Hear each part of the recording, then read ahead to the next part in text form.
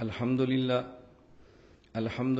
وحدہ لا شریک لہ والصلاة والسلام علی من لا نبی بعد اما بعد فاعوذ باللہ من الشیطان الرجیم بسم اللہ الرحمن الرحیم النبی اولی بالمؤمنین من انفسهم وازواجہ امہاتہم اللہم صلی علی محمد وعلی آل محمد كما صليت على إبراهيم وعلى آل إبراهيم إنك حميد مجيد اللهم بارك على محمد وعلى آل محمد كما باركت على إبراهيم وعلى آل إبراهيم إنك حميد مجيد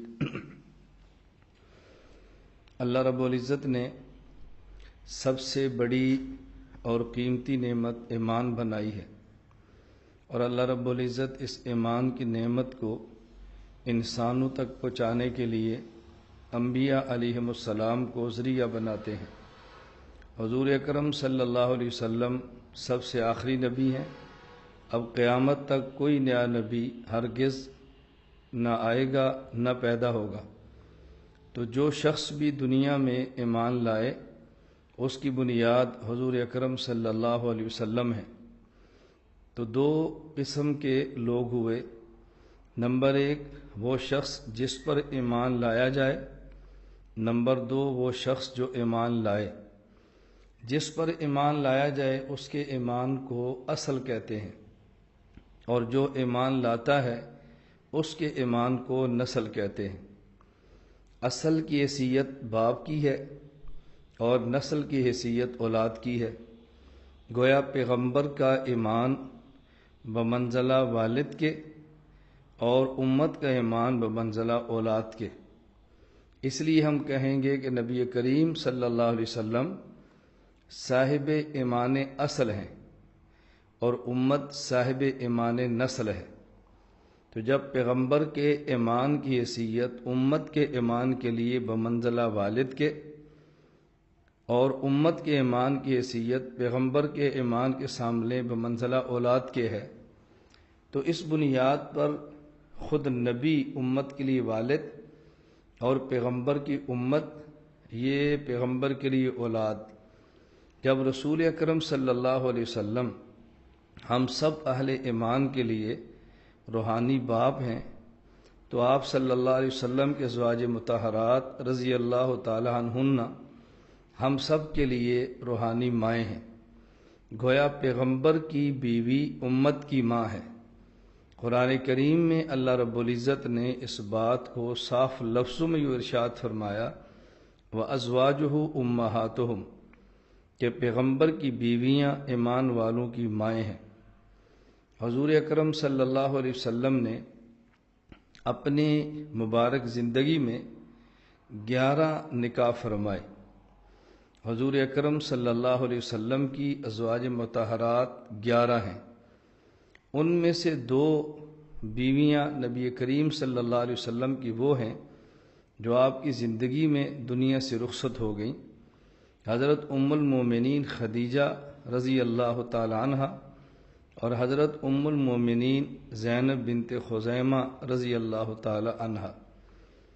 حضور اکرم صلی اللہ علیہ وسلم کی اس کے علاوہ 9 ازواج مطہرات وہ ہیں جو آپ کی زندگی میں آپ کے ساتھ بیک وقت آپ کے نکاح میں رہی ہیں۔ تو کل آپ نے 11 نکاح فرمائے، ان میں سے 9 بیویاں بیک وقت آپ کے نکاح میں رہی ہیں۔ یہاں 2 باتیں سمجھ لیں۔ نمبر 1، یہ حضور اکرم صلی اللہ علیہ وسلم کی خصوصیت ہے، جبکہ امتی کے لیے 4 سے زیادہ بیویاں بیک وقت نکاح میں رکھنا ہرگز جائز نہیں ہے۔ نبی کریم صلی اللہ علیہ وسلم نے 11 نکاح کیوں فرمائے، اس کی حکمتیں کیا ہیں، انشاءاللہ پھر کسی مجلس میں تفصیل کے ساتھ اس کو بیان کیا جائے گا۔ اسی طرح امتی کو 1 سے زائد 4 بیویاں نکاح میں لانے کا اختیار کیوں ہے، اجازت کیوں ہے، اس کی حکمتیں کیا ہیں، جسے ہم تعدد ازواج کہتے ہیں۔ تو تعدد ازواج کی حکمتیں انشاءاللہ کسی مستقل مجلس کے اندر آئیں گی۔ اس وقت اپنی ماؤں اور بہنوں اور بیٹیوں کے سامنے تذکرہ کرنا مقصود ہے حضرت ام المومنین امی خدیجۃ الکبریٰ رضی اللہ تعالیٰ عنہ کے حالات کا۔ حضرت ام المومنین امی خدیجہ رضی اللہ تعالیٰ عنہ یہ مکہ مکرمہ کی نہایت خوبصورت اور خوبصیرت اور بڑے خاندان کی قد آور خاتون تھی۔ حضرت ام المومنین امی خدیجہ رضی اللہ تعالی عنہا کا سب سے پہلے نکاح مکہ مکرمہ کے ایک معزز شخص ہند ان کا نام تھا، ابو حالہ کو نیت ہوئی ان کے ساتھ ہوا۔ ان سے حضرت خدیجۃ الکبریٰ رضی اللہ تعالیٰ عنہ کے 2 بیٹے ہوئے، ایک کا نام حالہ ہے، ایک کا نام ہند ہے۔ ان کے اس شوہر کا انتقال ہو گیا۔ ان کے انتقال کے بعد حضرت خدیجہ رضی اللہ تعالی عنہ کا پھر دوسرا نکاح ہوا عتیق ابن عابد مخزومی سے۔ ان سے آپ کی ایک بیٹی پیدا ہوئی۔ کچھ عرصہ بعد ان کا بھی انتقال ہو گیا۔ بعض روایات میں پھر ان کا تیسرا نکاح ان کے چچا کے بیٹے کے ساتھ ہوا۔ وہ بھی زیادہ دیر تک زندہ نہ رہ سکے، ان کا بھی انتقال ہوا۔ اب گویا حضرت خدیجۃ الکبریٰ رضی اللہ تعالی عنہ 3 شوہروں سے بیوہ ہو چکی ہیں، اور اب وہ کسی مناسب مقام پر نکاح کرنا چاہتی ہیں۔ حضرت خدیجۃ الکبریٰ رضی اللہ تعالی عنہ بڑے خاندان کی معزز خاتون بھی تھی۔ اللہ رب العزت نے ظاہری وجاہت اور جمال بھی عطا فرمایا تھا۔ سیرت اور کردار کے بہت اعلیٰ پیمانے پر فائز تھی۔ حضرت خدیجہ رضی اللہ تعالیٰ عنہ مکہ مکرمہ کی ایک بہت بڑی تاجرہ عورت تھی۔ آپ اپنے سامان کو شام بھجوایا کرتی تجارت کے لیے، اور اس دور کا ایک رواج یہ تھا کہ ایک شخص اپنا پیسہ خرچ کرتا، دوسرا اس پیسے سے تجارت کرتا، اور جب تجارت میں جو نفع ہوتا اس کی خاص مقدار متعین کر لی جاتی، اس حد تک نفع اس کام کرنے والے شخص کو دیا جائے گا۔ حضرت خدیجہ رضی اللہ تعالیٰ عنہ بھی اس بنیاد پہ اپنا کاروبار کرتی تھی۔ حضرت رسول اکرم صلی اللہ علیہ وسلم کے چچا حضرت ابو طالب نے خود حضرت رسول اللہ صلی اللہ علیہ وسلم سے فرمایا کہ میرے پاس اتنا پیسہ نہیں کہ میں تمہیں دوں، تم تجارت کرو۔ میں آپ کو مشورہ دیتا ہوں کہ آپ خدیجہ کا مال لے کر شام جاؤ، اس سے تجارت کرو اور اس سے منافع کماؤ۔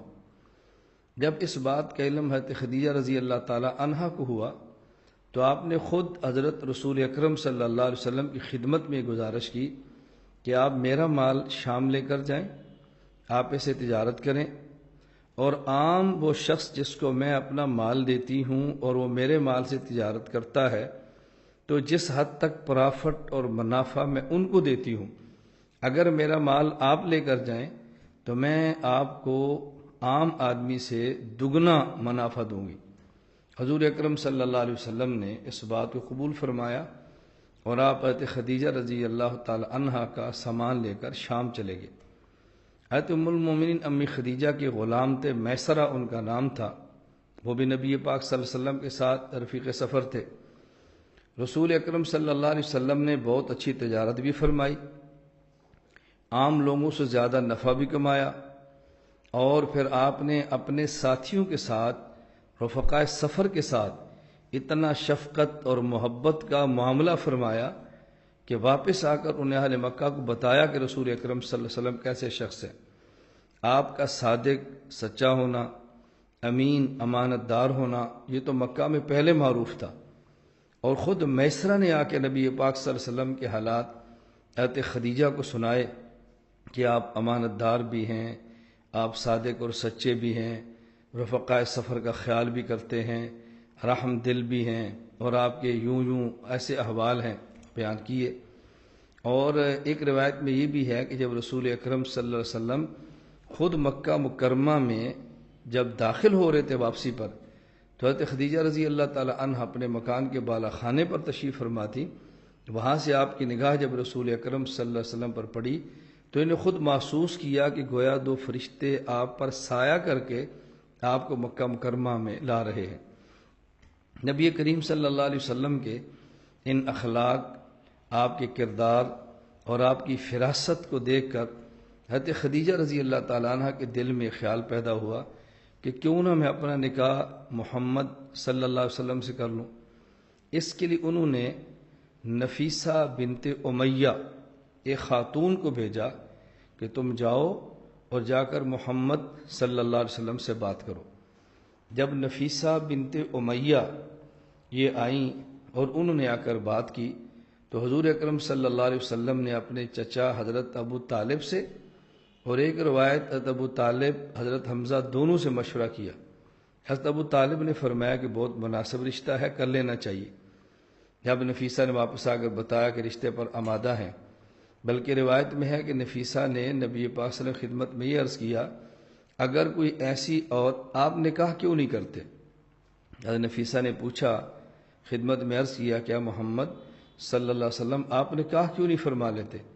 تو آپ نے فرمایا میرے پاس اتنی مالی وسعت نہیں ہے کہ میں نکاح کروں، اتنی گنجائش نہیں ہے کہ میں اخراجات برداشت کروں۔ تو نفیسہ نے کہا اگر کوئی ایسی خاتون ہو کہ جو خوبصورت بھی ہو، خوبصیرت بھی ہو اور صاحب ثروت بھی ہو اور آپ کو یہ مال کمانے کا مسئلہ بھی نہ ہے اور آپ سے نکاح کی خواہش مند بھی ہو تو کیا آپ اس طرح نکاح فرما لیں گے؟ تو آپ نے فرمایا کہ کیا ایسی بھی کوئی خاتون ہے؟ انہوں نے کہا جی ہے۔ پوچھا کون؟ انہوں نے کہا خدیجہ۔ تو نبی کریم صلی اللہ علیہ وسلم نے حضرت ابو طالب سے مشورہ کر کے ہاں کر دی۔ جب حضرت خدیجہ تک یہ پیغام پہنچا کہ انہوں نے اس بات کو قبول فرما لیا ہے تو پھر نکاح کا دن متعین ہوا۔ نبی کریم صلی اللہ علیہ وسلم اپنے چچا ابو طالب کو اور چچا حضرت حمزہ کو لے کر پہنچے حضرت خدیجہ کے گھر، اور حضرت رسول اکرم صلی اللہ علیہ وسلم کے نکاح کا خطبہ آپ کے چچا حضرت ابو طالب نے دیا۔ وہاں پہ آپ کا خیر نکاح ہو گیا۔ حضرت خدیجہ رضی اللہ تعالی عنہا کا رسول اکرم صلی اللہ علیہ وسلم سے نہایت سادگی کے ساتھ نکاح تھا۔ یہاں ایک بات ذرا درمیان میں سمجھ لیں کہ نبی کریم صلی اللہ علیہ وسلم نے پیغام نکاح نہیں بھیجا بلکہ حضرت خدیجہ نے پیغام نکاح بھیجا ہے۔ اس سے معلوم ہوا کہ عرب معاشرے کے اندر یہ کوئی عیب نہیں تھا کہ خود لڑکا نکاح کے لیے پیغام بھیجے، لڑکی والے اگر پیغام نکاح بھیجے تو اس کی بھی گنجائش ہے، بلکہ قرآن کریم سے یہ بات ثابت ہے کہ حضرت موسیٰ علیہ السلام جب مصر سے نکل کر مدین پہنچے، حضرت شعیب علیہ السلام کی دو بیٹیوں نے آپ کو دیکھا، آپ امانت دار بھی ہیں، آپ قوی بھی ہیں، وہ واقعہ انشاءاللہ کسی موقع پر تفصیل سے بیان کر دیا جائے گا۔ حضرت موسیٰ علیہ السلام کو حضرت شعیب نے فرمایا انی ارید ان انکحک احدی ابنتی، میں چاہتا ہوں کہ اپنی ان دو بیٹیوں میں سے ایک بیٹی کا تمہارے ساتھ نکاح کر دوں، اور میری شرط یہ ہے۔ اب حضرت شعیب علیہ السلام نے خود نکاح کے لیے موسیٰ علیہ السلام کو پیشکش کی اپنی بیٹی کی۔ تو میں یہ بات اس لیے سمجھانا چاہ رہا ہوں کہ جس طرح بیٹے والے بیٹی والوں سے ان کی بیٹی مانگیں یہ عیب نہیں ہے، اگر اچھا لڑکا نظر آئے تو خود بیٹی والے اپنی بیٹی دینے کی پیشکش کریں تو یہ بھی کوئی عیب نہیں۔ ہمارے ہاں بس اوقات بیٹی بڑی ہو جاتی ہے، مناسب رشتے موجود ہوتے ہیں، اور ہمارے ہاں اس کو عیب سمجھا جاتا ہے کہ بیٹی والے خود کیسے بیٹے والوں سے کہیں کہ ہم چاہتے ہیں کہ اپنی بیٹی آپ کو دیں، تو عیب سمجھتے ہیں، پھر رابطہ نہیں کرتے، وہ شخص کسی اور جگہ نکاح کرتا ہے تو پھر بے حد افسردہ ہوتے ہیں، وہ کاش ہم اپنی بیٹی وہاں دے دیتے۔ اس لیے اس بات کو میری مائیں اور بہنیں بطور خاص سمجھیں، اگر مناسب رشتہ آپ کی بیٹی کے لیے کہیں سے نظر آئے تو اس کی انتظار نہ کریں کہ وہ لڑکے والے خود رابطہ کریں، آپ بھی چاہیں تو مناسب طریقے سے رابطہ کر کے اپنی بیٹی کا وہاں نکاح کر سکتے ہیں۔ حضور اکرم صلی اللہ علیہ وسلم کا حضرت امی خدیجہ رضی اللہ تعالیٰ عنہ سے نکاح ہوا۔ نکاح کے 5 سال بعد نبی کریم صلی اللہ علیہ وسلم کے ہاں پہلا بیٹا پیدا ہوا جس کا نام قاسم رکھا گیا۔ 5 سال بعد پہلا بیٹا پیدا ہوا۔ میں یہ بات کیوں زور دے کر کہہ رہا ہوں؟ ہمارے ہاں ہمارے معاشرے میں ایک رواج ہے کہ نکاح کے فوراً بعد ابھی سال نہیں گزرتا ماں بھی پریشان ہے کہ میرے بیٹے کے ہاں اولاد کیوں نہیں ہو رہی، باپ بھی پریشان ہے ہمارے بیٹے کی اولاد کیوں نہیں ہو رہی، بیٹی کے ماں باپ بھی پریشان ہیں اولاد کیوں نہیں ہو رہی، خود شوہر اور بیوی پریشان ہیں اولاد کیوں نہیں ہو رہی۔ ایک سال گزر گیا، اگر دوسرا سال گزر گیا اور اولاد نہیں ہوئی تو باتیں شروع ہو گئیں، اگر تیسرا سال اسی طرح گزر گیا تو طوفان بدتمیزی کھڑا ہے، بلکہ طلاق تک نوبت آتی ہے، گھر میں بدمزگیاں پیدا ہو جاتی ہیں، خود خامد یا بیوی ٹینشن کے شکار ہوتے ہیں اولاد کیوں نہیں ہو رہی۔ اور جس پیغمبر کا ہم نے کلمہ پڑھا ہے حضرت محمد صلی اللہ علیہ وسلم، ان کے ہاں نکاح کے 5 سال بعد پہلا بیٹا پیدا ہوا۔ معلوم ہوا نکاح کے فوراً بعد یا سال 2-3 سال تک اولاد پیدا نہ ہو تو اس پر آدمی کو پریشان نہیں ہونا چاہیے، اس کو ٹینشن نہیں لینی چاہیے اور بلا وجہ اپنے گھر کے ماحول کو خراب نہیں کرنا چاہیے۔ اس کا بطور خاص خیال رکھیں کہ یہ کوئی ایسی عیب والی بات نہیں ہے۔ ہاں اللہ رب العزت پہلے سال اولاد عطا فرما دے، بہت اللہ کا کرم ہے، دوسرے سال دے دے، خدا کا کرم ہے، لیکن اگر کسی وجہ سے کچھ سال مؤخر بھی ہو جائے تو پریشان نہیں ہونا چاہیے۔ نبی کریم صلی اللہ علیہ وسلم کا پہلا بیٹا 5 سال بعد پیدا ہوا ہے۔ ہمارے ہاں 1 سال 2 سال گزر جائے نکاح نہ ہو، عورت بھی چیک اپ کرا رہی ہے، شوہر بھی چیک اپ کرا رہا ہے، سارے پریشان پھر رہے ہیں، اولاد کیوں نہیں ہو رہی، اولاد کیوں نہیں ہو رہی، اولاد کیوں نہیں ہو رہی۔ اولاد اللہ کی نعمت ہے، والدین کی آنکھوں کی ٹھنڈک ہے، اللہ سے نیک اولاد مانگنی چاہیے، لیکن اگر کچھ سال نہ ہو تو اس کو پریشانی کا مسئلہ نہیں بنانا چاہیے، خاندان میں ایک ٹینشن اس سے پیدا نہیں ہونی چاہیے۔ میں خیر یہ بات سمجھا رہا تھا، اس کو ہماری مائیں اور بہنیں بطور خاص سمجھیں اور ذہن میں رکھیں۔ نبی کریم صلی اللہ علیہ وسلم کے ہاں 5 سال بعد بیٹا پیدا ہوا، اور اس بیٹے کی وجہ سے آپ کی کنیت ابو القاسم پڑی، قاسم کا باپ۔ ہمارے یہاں رواج کم ہے، بہت کم ہے، نہ ہونے کے برابر ہے۔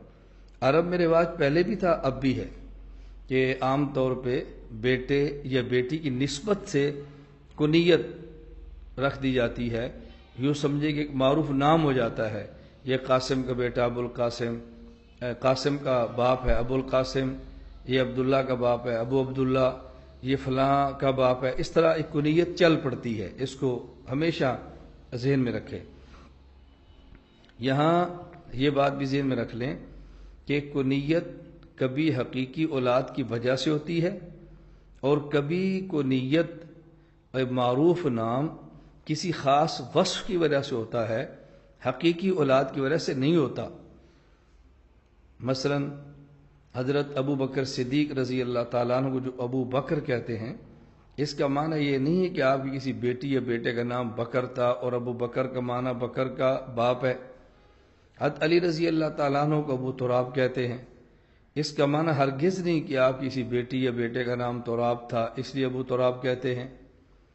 حضرت عبد الرحمن بن صخرہ آپ کی کنیت ابو ہریرہ ہے، اس کا معنی ہرگز نہیں ہے کہ ہریرہ آپ کی بیٹی یا کوئی بیٹا تھا اس لیے کہتے ہیں، بلکہ جس طرح حقیقی اولاد کی وجہ سے کنیت پڑتی ہے، اسی طرح کسی وصف کی وجہ سے بھی کنیت پڑ جاتی ہے۔ حضرت صدیق رضی اللہ عنہ کو ابو بکر کیوں کہتے؟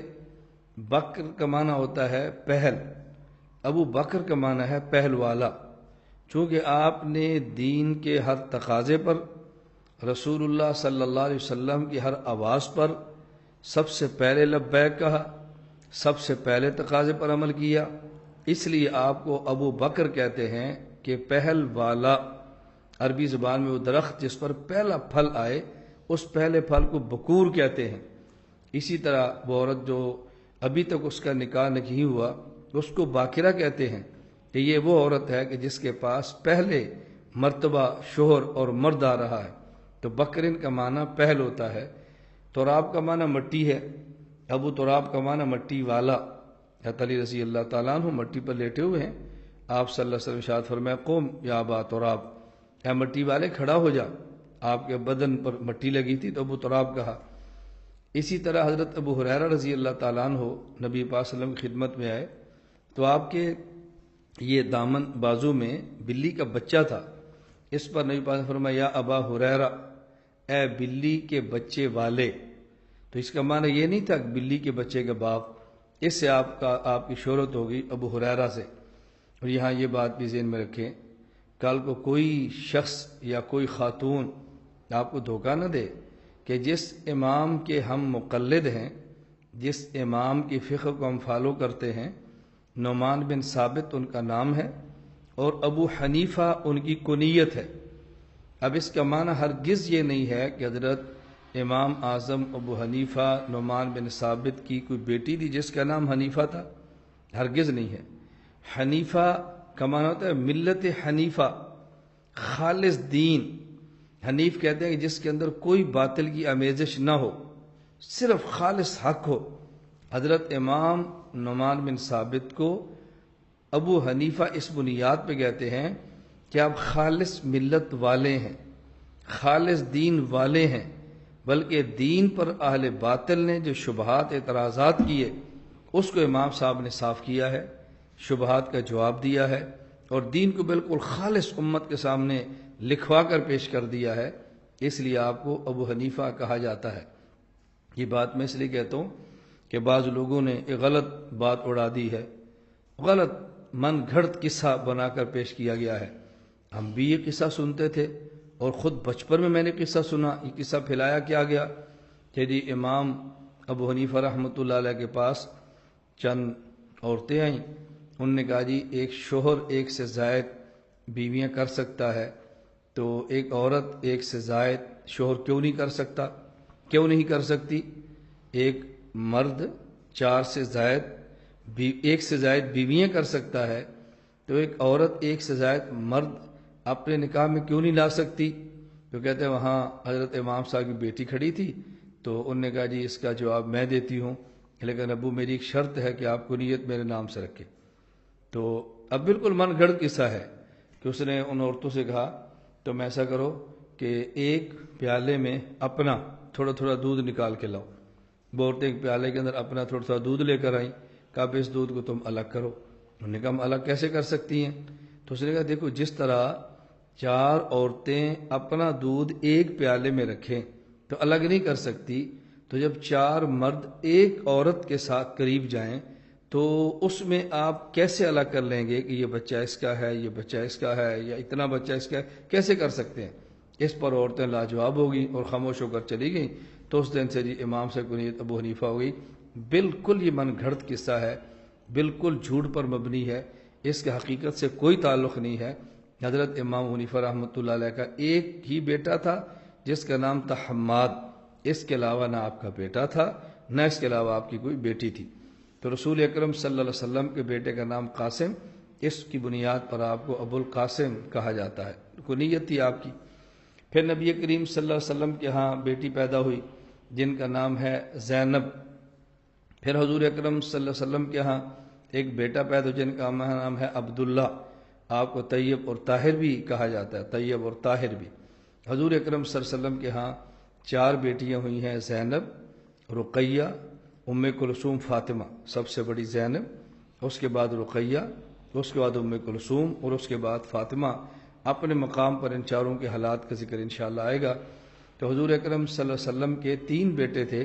اس پہلی بیٹی سے، پہلی بیوی سے آپ کا بیٹا قاسم، اس کے بعد عبداللہ جن کو طیب اور طاہر بھی کہا جاتا ہے، اور آپ کا ایک تیسرا بیٹا ہے جو آپ کی باندی ماریہ قبطیہ رضی اللہ تعالی عنہا سے پیدا ہوئے. تو آپ کے تین بیٹے اور چار بیٹیاں تھیں. تو حضور اکرم صلی اللہ علیہ وسلم کا نکاح حضرت خدیجہ سے ہو گیا، آپ کی اولاد بھی ہو گئی. اور عجیب بات یہ ہے جب نبی کریم صلی اللہ علیہ وسلم کا نکاح حضرت ام المومنین امی خدیجہ رضی اللہ تعالی عنہا سے ہوا، اس وقت آپ صلی اللہ علیہ وسلم کی عمر 25 سال ہے اور حضرت ام المومنین امی خدیجہ کی عمر 40 سال ہے. گویا کہ نبی کریم صلی اللہ علیہ وسلم سے آپ عمر میں، نبی پاک صلی اللہ علیہ وسلم سے آپ عمر میں 15 سال آپ بڑی ہیں، 15 سال. تو حضور اکرم صلی اللہ علیہ وسلم کا نکاح ہوا، اولاد بھی ہوئی. نبی کریم صلی اللہ علیہ وسلم جب 40 سال کی عمر کو پہنچے اور اس وقت ظاہر آپ کی اہلیہ یہ 55 سال کی عمر کو ہو گئی ہیں، نبی کریم صلی اللہ علیہ وسلم کے اوپر اس وقت وحی آئی، حضور صلی اللہ علیہ وسلم پر جبریل امین آئے۔ یہ بڑا معروف قصہ ہے جو آپ سب نے تقریباً سنا ہوا ہے کہ نبی پاک صلی اللہ علیہ وسلم غار حرا میں اعلان نبوت سے قبل تشریف لے جایا کرتے، ایک ہفتہ وہاں ٹھہرتے اور آپ مراقب رہتے، وہاں آپ ذکر اذکار فرماتے اور خلوت میں اللہ کی عبادت کیا کرتے تھے۔ نبی کریم صلی اللہ علیہ وسلم غار حرا کا محل وقوع ایسا ہے کہ یہ مکہ مکرمہ شہر سے تقریباً کوئی 4.5 کلومیٹر باہر ہے، اور وہاں غار حرا کا رخ ایسا ہے کہ سیدھی نگاہ وہاں سے کعبہ پر پڑتی ہے۔ نبی پاک صلی اللہ علیہ وسلم تشریف لے جاتے۔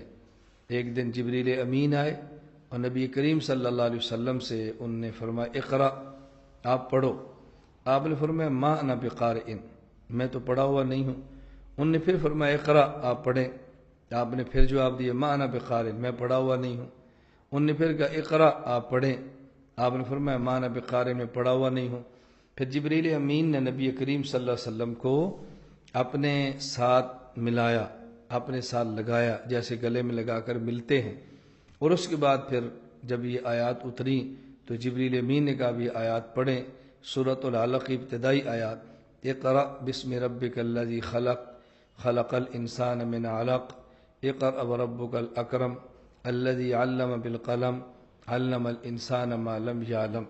نبی کریم صلی اللہ علیہ وسلم پر ابتدائی طور پہ یہ 5 آیات سورۃ العلق کی نازل ہوئیں۔ حضور اکرم صلی اللہ علیہ وسلم سیدھا گھر تشریف لائے، جو کہ آپ کے اوپر پہلی وحی تھی۔ جبریل امین پہلی مرتبہ آپ پر نازل ہوئے تو نبی پاک صلی اللہ علیہ وسلم پر ایک گھبراہٹ کا عالم تھا۔ گھبراہٹ کا عالم اس وجہ سے نہیں تھا الیاذ باللہ کو آپ کو شک تھا جبریل امین میں، کوئی شک تھا وحی میں، کوئی شک تھا نبوت میں، بلکہ گھبراہٹ سے تھی پورے عالم کے نبی، پوری انسانیت کے نبی اور فرد واحد کو اتنا بڑا کام ذمہ لگا دیا گیا، اس پر حضور اکرم صلی اللہ علیہ وسلم پہ گھبراہٹ کا عالم تھا۔ کب کی تاری ہوئی، آپ گھر تشریف لائے اور نبی کریم صلی اللہ علیہ وسلم کے ہاں اب حضرت ام المومنین خدیجہ رضی اللہ تعالیٰ عنہ آپ کے نکاح میں ہیں۔ اس موقع پر حضرت ام المومنین امی خدیجہ رضی اللہ تعالیٰ عنہ نے نبی کریم صلی اللہ علیہ وسلم کو بہت زیادہ سہارا دیا، بہت زیادہ آپ کو راحت پہنچائی، آپ کے ساتھ بہت زیادہ غمخواری کا معاملہ کیا، اور حضرت خدیجہ رضی اللہ تعالیٰ عنہ حالات کی تفتیش اور تحقیق کے لیے باہر تشریف لے گئیں۔ ایک عیسائی عالم کو ملی، ایک راہب کو ملی، پھر اپنے چچا کے بیٹے ورقہ بن نوفل کو ملی، اور ان سے بھی یہ سارے احوال دریافت کیے۔ ان نے کچھ علامات پوچھی، کچھ احوال انہوں نے پوچھے، تو انہوں نے کہا یہ جبریل امین ہیں جو تمہارے شوہر حضرت محمد صلی اللہ علیہ وسلم پر نازل ہوئے ہیں، اور حضرت محمد صلی اللہ علیہ وسلم اللہ کے سچے نبی ہیں۔ علامات ورقہ نے پہلے پڑھی ہوئی تھی، تو حضرت خدیجہ نبی پاک صلی اللہ علیہ وسلم کو لے کر حضرت ورقہ بن نوفل کے پاس گئے، تو ورقہ بن نوفل نے کہا میں گواہی دیتا ہوں آپ اللہ کے نبی ہیں، اور اے کاش میں اس وقت تک زندہ ہوتا جب آپ کی قوم آپ کو مکہ سے نکالے گی، آپ کی قوم آپ کو دکھ دے گی۔ حضور اکرم صلی اللہ علیہ وسلم کو بے حد تعجب ہوا، کیا ورقہ ایسا وقت بھی آئے گا کہ میری قوم مجھے نکال دے گی، میری قوم مجھے مارے گی، میری قوم مجھے تنگ کرے گی؟ انہوں نے کہا محمد آپ کے ساتھ نہیں صلی اللہ علیہ وسلم، پہلے بھی جس شخص نے نبوت کا اعلان کیا، توحید کی بات کی ہے، اس قوم نے اس کے ساتھ ایسے کیا ہے۔ حضور اکرم صلی اللہ علیہ وسلم گھر تشریف لائے تو نبی پاک صلی اللہ علیہ وسلم کو حضرت خدیجہ نے تسلی دیتے ہوئے کہا اے محمد یا رسول اللہ، آپ غریبوں کا خیال فرماتے ہیں، مسکینوں کا خیال فرماتے ہیں، مسافروں کا خیال کرتے ہیں، آپ ہمدردی کرتے ہیں، صلہ رحمی کرتے ہیں، ایسے بندے کو اللہ کبھی محروم نہیں کرتا۔ مطلب یہ ایسے بندے کی اللہ مدد کرتا ہے، آپ دل بڑا رکھیں، انشاءاللہ اللہ مدد فرمائیں گے۔ تو یہ جملے غمخواری کے حضرت خدیجہ رضی اللہ تعالیٰ عنہ نے نبی کریم صلی اللہ علیہ وسلم کی خدمت میں پیش کیے۔ تو حضور اکرم صلی اللہ علیہ وسلم کا اب اعلان نبوت کے بعد جب کام شروع ہوا، اس وقت تنہا آپ ایک طرف ہیں، پوری کائنات ایک طرف ہے، آپ تنہا ہیں، پوری انسانیت کا مسئلہ ہے، اور جس ماحول میں پیدا ہوئے یہ ماحول بتوں کے پجاریوں کا ماحول ہے۔ اللہ معاف فرمائے کون سی خرافات اور کون سی گندی حرکات تھیں جو وہاں پہ نہیں ہوتی تھی، اور ایسے ماحول میں ایک شخص کا اللہ کے دین کا نام لینا، توحید کی بات کرنا اور دین کی سربلندی کے لیے سب کچھ لگا دینا، یہ معمولی معاملہ نہیں تھا۔ اس وقت حضور اکرم صلی اللہ علیہ وسلم کے ساتھ سب سے زیادہ جس عورت نے خیر خواہی، غمخواری اور ہمدردی اختیار کی ہے وہ نبی پاک صلی اللہ علیہ وسلم کی زوجہ مطہرہ اور ہم سب کی ماں ام المومنین امی خدیجہ الکبریٰ رضی اللہ تعالی عنہا ہیں۔ نبی کریم صلی اللہ علیہ وسلم پہلے تجارت فرما لیا کرتے تھے، تجارت بھی فرماتے تھے۔ اب حضرت خدیجہ رضی اللہ تعالی عنہا نے سارا مال آپ کی خدمت میں پیش کر دیا کہ آپ مالی معاملات میں پریشان نہ ہوں، آپ دین کا کام کھل کے کریں، اور یہ میرا سارا مال آپ کے لیے ہے۔ بعض مفسرین نے لکھا ہے جو سورۃ الضحیٰ کی قرآن کریم کی آیت ہے اس کے تحت وَوَجَدَكَ عَائِلًا فَأَغْنَىٰ، یہ وَوَجَدَكَ عَائِلًا فَأَغْنَىٰ کے تحت بعض لکھا ہے فَأَغْنَىٰ ای بِمَالِ خدیجہ، کیا پیغمبر حضرت محمد صلی اللہ علیہ وسلم آپ کے پاس مال نہیں تھا، خدیجہ کے مال کے ذریعے ہم نے آپ کو ظاہری طور پہ غنی کر دیا ہے، آپ کے پاس مال نظر آ رہا ہے۔ تو نبی کریم صلی اللہ علیہ وسلم کی خدمت میں حضرت خدیجہ نے اپنا سارا مال پیش کیا ہے اور سارا مال اٹھایا ہے۔ نبی پاک صلی اللہ علیہ وسلم گھر سے باہر جاتے ہیں، دکھ ہوتے ہیں، گھر سے باہر جاتے ہیں، صدمے ملتے ہیں، گھر سے باہر جاتے ہیں، اپنی امت آپ کو تکلیفیں دیتی ہے، جب واپس آتے ہیں تو یہی حضرت خدیجہ رضی اللہ تعالیٰ عنہ آپ کو سہارا دیتی ہے۔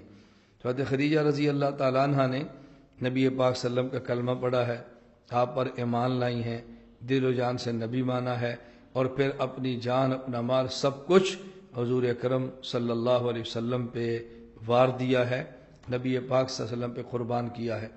مکہ مکرمہ میں ایک وقت ایسا بھی آیا کہ جب قریش مکہ نے آپ کا بائیکاٹ کیا اور باقاعدہ ایک معاہدہ لکھا گیا، اس معاہدے کو کعبہ پر لٹکا دیا گیا تاکہ مکہ کے سارے لوگ اس معاہدہ کی پابندی کریں کہ محمد صلی اللہ علیہ وسلم اور آپ کے کلمہ گو لوگوں سے ملنا نہیں، ان کے ساتھ تجارت نہیں کرنی، ان کے ساتھ لین دین نہیں کرنا، اور کسی قسم کا معاملہ ان کے ساتھ ہرگز نہیں کرنا، جسے ہم آج کی زبان میں سوشل بائیکاٹ کہتے ہیں۔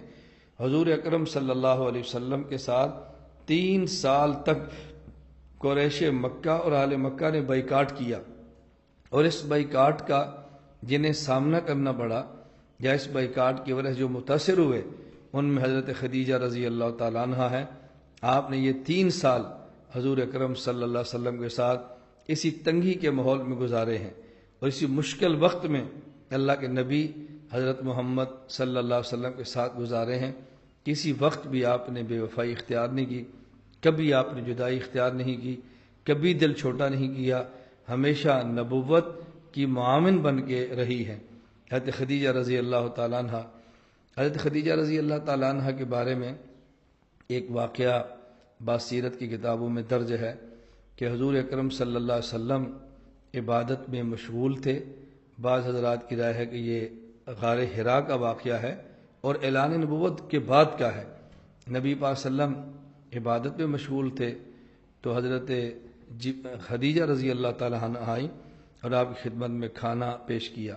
وہاں جبریل امین آ گئے تو انہوں نے کہا یا رسول اللہ، یہ خدیجہ آپ کے پاس آ رہی ہے، کھانا لے کر آ رہی ہے، آپ اقرا علیہ السلام من اللہ و منی، آپ اللہ کی طرف سے اور میری طرف سے خدیجہ پر آپ سلام پیش کریں اور اس کو آپ خوشخبری دیں، وبشرھا ببیت فی الجنہ، اللہ نے جنت میں خدیجہ کے لیے محل بنا دیا ہے۔ اللہ کی طرف سے سلام آنا، جبرائیل کی طرف سے سلام آنا اور دنیا میں جنت کے محل کی خبر دی جانی، یہ کوئی چھوٹی سی بشارت اور چھوٹی سی خوشخبری نہیں ہے۔ حضرت خدیجہ رضی اللہ تعالیٰ عنہ نے پوری زندگی نبی کریم صلی اللہ علیہ وسلم کے ساتھ دیا ہے اور ساتھ نبھایا ہے، اور بالآخر نبوت کے 11ویں سال 11 نبوی میں حضرت خدیجہ رضی اللہ تعالیٰ عنہ کا انتقال ہوا اور آپ اس دنیا سے رخصت ہو گئی۔ اس وقت ابھی کوئی نماز جنازہ کا حکم نازل نہیں ہوا تھا، اس لیے بغیر ان پر جنازے کی نماز پڑھے ان کو مکہ مکرمہ دفن کیا گیا، اور خود نبی کریم صلی اللہ علیہ وسلم نے اپنے مبارک ہاتھوں سے حضرت خدیجہ رضی اللہ تعالی عنہا کو ان کی قبر کے اندر اتارا ہے۔ حضرت خدیجہ رضی اللہ تعالی عنہا کی مختصر سی زندگی ہے جو میں نے آپ کی خدمت میں پیش کی ہے۔ یہاں چند ایک باتیں ضرور سمجھیں حضرت خدیجہ رضی اللہ تعالی عنہا کی زندگی کو بنیاد بنا کر۔ نمبر 1 بات، حضرت ام المومنین امی خدیجہ رضی اللہ تعالی عنہا کا رسول اللہ صلی اللہ علیہ وسلم سے جب نکاح ہوا تو آپ عمر میں آپ سے 15 سال بڑی ہیں۔ تو معلوم ہوا کہ نکاح کے لیے ضروری نہیں ہے کہ شوہر کی عمر زیادہ ہو، عورت کی عمر کم ہو۔ عام طور پہ ایسا ہی ہوتا ہے کہ شوہر کی عمر زیادہ اور عورت کی عمر کم، اس میں نباہ زیادہ ہوتا ہے۔ لیکن اگر عورت کی عمر زیادہ ہو، شوہر کی عمر کم ہو، نکاح پھر بھی ہو سکتا ہے، اور بس اوقات اس میں نباہ بھی ہوتا ہے۔ خود ہمارے دور میں ہمارے سامنے ایسے واقعات اب بھی موجود ہیں، خود میرے رشتہ داروں میں ایسے واقعات موجود ہیں کہ جہاں شوہر کی عمر کم ہے، عورت کی عمر زیادہ ہے، اور ان کا نباہ اتنا اچھا ہو رہا ہے کہ اگر عورت کی عمر کم اور شوہر کی زیادہ ہو تو شاید اتنا اچھا نباہ نہ ہوتا۔ بہرحال میں صرف یہ بات عرض کر رہا ہوں، ایک بات یہ ذہن میں رکھیں۔ دوسری بات، حضرت ام المومنین خدیجہ رضی اللہ تعالیٰ عنہ کے پاس دولت ہے، تجارت کی وجہ سے مال و دولت ظاہری ہے، اور یہ مال و دولت ظاہری بظاہر نبی پاک صلی اللہ علیہ وسلم کے پاس نہیں ہے۔ تو جس طرح شوہر مالدار ہو، عورت غریب ہو، پھر بھی نکاح ہوتا ہے اور نباہ بھی ہوتا ہے۔ اسی طرح اگر عورت مالدار ہو اور شوہر غریب ہو، شوہر کے پاس مال نہ ہو، تو پھر بھی نکاح کرنے میں حرج نہیں ہے۔ اصل تو کفالت شوہر نے کرنی ہے بیوی کی، لیکن اگر شوہر کے پاس مال نہ ہو، یہ نہیں کہ وہ جان بوجھ کے نہیں کماتا، جان بوجھ کے سستی کرتا، ایسی بات نہیں ہے۔ اس کے پاس مال نہیں اور عورت کے پاس مال موجود ہے، تو اگر یہ عورت اپنا مال اپنے شوہر پر خرچ کر دے تو عورت کے لیے درجے کی بات ہے، فضیلت کی بات ہے، یہ عورت کے لیے عظمت کی بات ہے۔ اس میں کسی عورت کو شوہر کو سنانے کی ضرورت نہیں ہے۔ لیکن مسئلہ ذہن نشین فرما لیں، اگر عورت مالدار بھی ہو اور شوہر غریب ہو، پھر بھی عورت کا نان و نفقہ شوہر کے ذمہ ہے۔ لیکن عورت اگر مالدار ہونے کی وجہ سے اپنا نان و نفقہ تو کیا لیتی، بجائے اپنا لینے کے خود شوہر پہ خرچ کرے، تو یہ عورت کے لیے عظمت کی دلیل ہے، یہ عورت کی بزرگی کی علامت ہے۔ تو اس میں یہ ذہن نہیں بنانا چاہیے کہ میرا پیسہ ہے تیرے پاس نہیں ہے، میں پیسہ لگاتی ہوں۔ شوہر اور بیوی کا تعلق بہت زیادہ محبت والا، بہت زیادہ دوستی والا اور بہت زیادہ قربت والا ہے، اور اپنائیت میں ایسی باتیں زیب نہیں دیتی۔ اگر کوئی بیوی اپنے شوہر کی معاون بنے تو اس بیوی کے لیے اعزاز اور عظمت کی بات ہے، یہ اس کے لیے کوئی عیب کی بات نہیں ہے۔ اور تیسری بات سمجھیں کہ حضرت ام المومنین امی خدیجہ رضی اللہ تعالیٰ عنہ، جس طرح کہ میں نے ایک واقعہ پیش کیا ہے کہ نبی پاک صلی اللہ علیہ وسلم سے عمر میں بڑی ہیں اور بڑے خاندان کی عورت ہیں، دولت مند خاتون ہیں، اور حضور اکرم صلی اللہ علیہ وسلم کی خدمت میں کھانا پکا کے لے جا رہی ہیں۔ آپ دینی کام کے اندر مشغول ہیں اور آپ کی بیوی آپ کے لیے کھانا پکا کر لے جا رہی ہے، اور اس کا صلہ کیا مل رہا ہے؟ اللہ کی طرف سے جبریل امین کی طرف سے سلام آ رہے ہیں، اور ان کو دنیا میں جنت کی بشارت دی جا رہی ہے۔ اس سے پتہ چلا کہ عورت کو اپنے خامند کی خدمت کرتے ہوئے آر نہیں بلکہ فخر محسوس کرنا چاہیے، اور حضرت خدیجہ رضی اللہ تعالیٰ عنہ کی زندگی کو بطور نمونہ عورت کو سامنے رکھنا چاہیے کہ حضرت خدیجہ نے کس طرح عمر میں بڑا ہونے کے باوجود، مالدار ہونے کے باوجود، معزز خاندان کی عورت ہونے کے باوجود اپنے شوہر کی خدمت کی ہے اور اس کو عیب نہیں سمجھا۔ تو آج بھی عورت کو اپنے شوہر کی خدمت کرتے ہوئے عیب نہیں سمجھنا چاہیے، بلکہ خوش دلی اور رغبت کے ساتھ شوہر کی خدمت کرنی چاہیے، اس میں کوئی حرج کی بات قطعاً نہیں ہے۔ چوتھی بات یہ سمجھیں کہ حضور اکرم صلی اللہ علیہ وسلم کو دنیا ستا رہی ہے، دنیا دکھ دے رہی ہے، دنیا تنگ کر رہی ہے، اور آپ کی معاون حضرت خدیجہ بن رہی ہیں، آپ کی غمخوار حضرت خدیجہ بن رہی ہیں۔ گویا جو گھر سے باہر کے ماحول میں آپ کو دکھ ملتے ہیں، ان تمام دکھوں کو حضرت خدیجہ رضی اللہ تعالی عنہا اپنے محبت کے دامن سے وہ ختم کر رہی ہیں اور آپ کے دکھوں کو گویا اپنے اندر سمیٹ رہی ہیں اور رسول اکرم صلی اللہ علیہ وسلم کو راحت پہنچا رہی ہے۔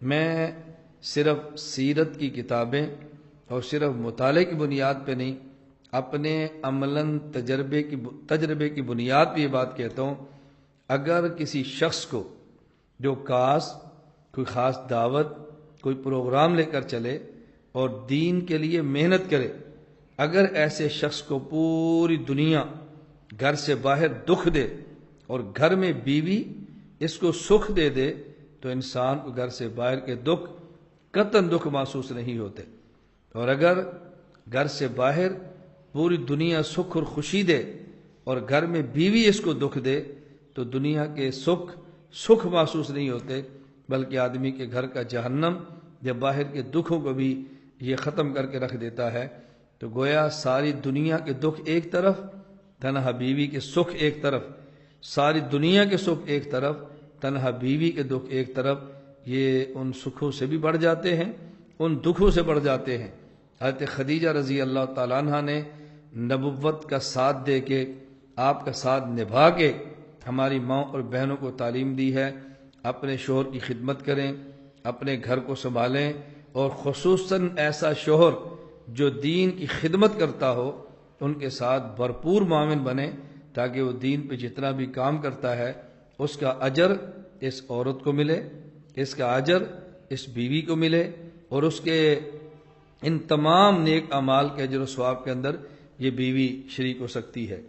اور یہاں پانچویں بات یہ سمجھیں، ام المومنین امی خدیجہ رضی اللہ تعالی عنہا یہ وہ خاتون ہیں کہ جو عمر میں شوہر سے بڑا ہونے کے باوجود خدمت اور محبت، اطاعت اور غمخواری میں اتنی آگے نکل گئی ہیں کہ ان کے دنیا سے رخصت ہو جانے کے بعد بھی حضور اکرم صلی اللہ علیہ وسلم ان کا تذکرہ فرماتے تھے۔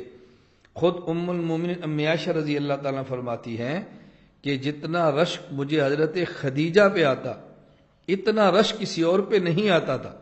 حضرت عائشہ کبھی کہتی یا رسول اللہ وہ کون سی خوبی ہے جو میرے اندر نہیں اور خدیجہ کے اندر ہے؟ وہ کون سی بات ہے جو ہر وقت آپ کو خدیجہ کے تذکرے پر مجبور کرتی ہے؟ نبی پاک نے فرمایا انہا کانت و کانت، عائشہ خدیجہ تو خدیجہ تھی، خدیجہ تو خدیجہ تھی۔ مطلب یہ کہ میں کیا تمہیں اس کے اوصاف بتاؤں، مشکل وقت میں اس نے میرا ساتھ دیا ہے، کڑے حالات میں میرے ساتھ کھڑی ہوئی ہے، جب کوئی میرا نہیں تھا خدیجہ میری تھی اور مجھے اس نے سنبھالا۔ اور ساتھ یہ بھی فرمایا کہ کان من حالی ولد، میری اس سے اولاد بھی ہے، میری اس سے اولاد بھی ہے۔ تو حضرت رسول اکرم صلی اللہ علیہ وسلم ان کے جانے کے بعد بھی تذکرہ کرتے، بلکہ بعض روایات میں ہے کہ نبی کریم صلی اللہ علیہ وسلم بسا اوقات کوئی بکری ذبح فرماتے، اس کے گوشت کے ٹکڑے کرتے تو حضرت خدیجہ رضی اللہ تعالی عنہا کی سہیلیوں کے پاس آپ بھجوایا کرتے کہ یہ میری خدیجہ کی سہیلیاں ہیں، ان کے ہاں بھی بھجواتے۔ تو ان نے نبی کریم صلی اللہ علیہ وسلم کی خدمت کر کے اس طرح آپ کے دل کو جیتا ہے کہ ان کی وفات کے بعد بھی حضور اکرم صلی اللہ علیہ وسلم ان کا تذکرہ فرما رہے ہیں۔ تو بیوی کو چاہیے اپنے شوہر کا دل اس طرح جیت لے کہ بیوی دنیا سے چلی جائے تو شوہر پھر بھی اس کے تذکرے کرتا رہے کہ میری کتنی اچھی یہ بیوی اور کتنی اچھی خاتون ہے۔ ام المومنین امی خدیجہ رضی اللہ تعالیٰ عنہ کے بارے میں ایک بات یہ بھی سمجھیں، چھٹی بات کہ حضرت خدیجہ رضی اللہ تعالیٰ عنہ وہ خاتون ہیں کہ جنہوں نے سب سے پہلے اس امت میں حضور اکرم صلی اللہ علیہ وسلم کا کلمہ پڑھا ہے اور آپ پر ایمان لائی ہے۔ حضرت ابو بکر صدیق رضی اللہ تعالیٰ عنہ کے بارے میں جو معروف ہے کہ سب سے پہلے کلمہ ان کا پڑھا ہے، یہ بات اچھی طرح سمجھ لیں۔ حضرت ام المومنین امی خدیجہ رضی اللہ تعالی عنہا سب سے پہلے کلمہ پڑھ کے حضور پر ایمان لانے والی خاتون ہیں۔ اس کے بعد مردوں میں سب سے پہلے جس نے کلمہ پڑھا ہے حضرت ابو بکر صدیق رضی اللہ تعالی عنہ ہے۔ غلاموں میں جس نے سب سے پہلے آپ پر کلمہ پڑھ کے ایمان لائے حضرت زید بن حارثہ رضی اللہ تعالی عنہ ہے، اور بچوں میں سب سے پہلے جس نے کلمہ پڑھا اور حضور صلی اللہ علیہ وسلم پر ایمان لائے حضرت علی رضی اللہ تعالی عنہ ہے۔ تو حضرت خدیجہ رضی اللہ تعالیٰ عنہ سب سے پہلی کلمہ پڑھنے والی خاتون ہیں، اس لیے اگر یہ کہا جائے کہ دنیا میں کسی عورت کو خاتون اول ہونے کا اعزاز ہے اس امت میں تو حضرت خدیجہ رضی اللہ تعالی عنہا ہے۔ پھر غلاموں میں جس نے سب سے پہلے کلمہ پڑھا وہ زید بن حارثہ ہے، اور حضرت زید کون ہیں؟ حضرت خدیجہ رضی اللہ تعالی عنہ کے غلام جن کو آپ نے خریدا اور نبی پاک صلی اللہ علیہ وسلم کی خدمت کے لیے وقف کر دیا اور آپ کو ہدیہ کر دیا کہ زید آپ کی خدمت کرے گا، تو آپ نے کس حد تک رسول اکرم صلی اللہ علیہ وسلم کی راحت کا خیال فرمایا ہے۔ اور چھٹی بات، حضرت ام المومنین امی خدیجہ رضی اللہ تعالیٰ عنہ وہ خاتون ہیں کہ جس کو اللہ نے خود سلام بھیجا ہے، جس کو جبرائیل امین نے سلام بھیجا ہے۔ اللہ کا سلام آنا دنیا میں کوئی معمولی بات ہے؟ اس سے بڑا اعزاز کیا ہو سکتا ہے؟ کسی شخص کو اللہ سلام بھیجیں، اس سے بڑا اعزاز کیا ہو سکتا ہے؟ دنیا میں کسی شخص کو اللہ رب العزت سلام بھیجے، معمولی اعزاز نہیں ہے۔ تو حضرت خدیجہ رضی اللہ تعالیٰ عنہ کا اعزاز ہے کہ ان کو اللہ نے سلام بھیجا، حضرت جبرائیل نے سلام بھیجا۔ اور ساتویں بات یہ سمجھیں، حدیث پاک میں ہے نبی کریم صلی اللہ علیہ وسلم نے ارشاد فرمایا کہ من سن سنتا حسنتا فلہ اجرہا و اجر من عمل علیہا، جو شخص دنیا میں کوئی نیک عمل سب سے پہلے کرتا ہے اس نیک عمل کا اجر اس شخص کو بھی ملے گا، اور جو اس پر عمل کرتا رہے گا ان سب کا اجر اس کو ملے گا۔ تو اگر یہ بات کہہ دی جائے کہ قیامت تک آنے والی جتنی خواتین کلمہ پڑھیں گی ان سب کا اجر حضرت خدیجہ رضی اللہ تعالی عنہا کو اس معنی میں ملے گا کہ سب سے پہلے کلمہ انہوں نے پڑھا ہے، سب سے پہلے ایمان یہ لائی ہے۔